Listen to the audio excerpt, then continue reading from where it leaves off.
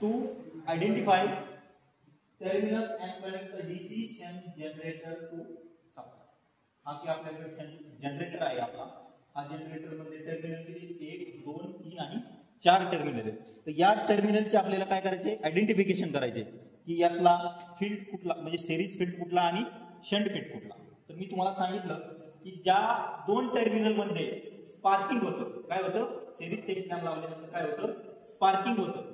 तो टर्मिनल कुठला असतो आपला शंट टर्मिनल असतो. कुठला असतो शंट. का त्याचं कारण आहे की शंट रेजिस्टन्स हा हाय असतो.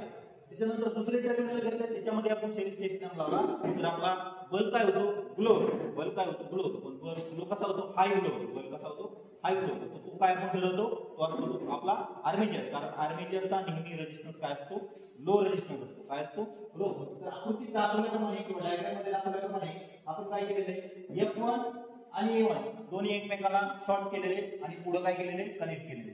A1 आणि F1 दोन्ही शॉर्ट करून आपण काय केलेले पुढे लोडला दिलेले. त्याच्यानंतर परत खालचा आर्मेचरचा सेकंड टर्मिनल A2 आर्मेचरचा सेकंड टर्मिनल A2 आणि फील्डचा टर्मिनल F2 हे दोन्ही शॉर्ट करून आपण पुढे दिलेले लोडला दिलेले. पुढे दिलेले लोडला दिलेले. आता आपलं प्रिन्सिपल काय सांगतं एखादा कंडक्टर तुम्ही जर मॅग्नेटिक फील्ड मध्ये फिरवला असता काय केला मॅग्नेटिक फील्ड मध्ये फिरवला असता त्याच्यापासून आपल्याला काय तयार भेटतो ईएमएफ. काय भेटतो ईएमएफ. हा आपला काय सांगतो फॅराडेज लॉ.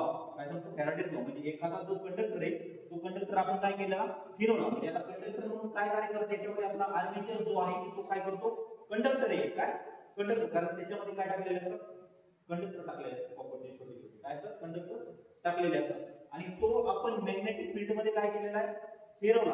आता मी तुम्हाला कसं फिरवून दाखवतो कसाही फिरवून दाखवतो तरी आपलं काय होणार आहे व्होल्टेज जनरेट होणार आहे. आता मी इथं फिरवलं काय केलं फिरवलं आणि इथं मी चेक केलं तर इथं मला काय दिसणार आहे इथं मला काय दिसणार काहीतरी व्होल्टेज जनरेट झालेलं दिसेल. मला दिसते का जनरेट झालेलं व्होल्टेज दिसते.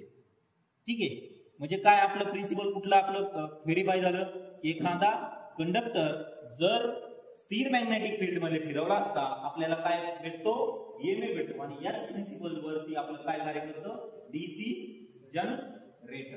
DC generator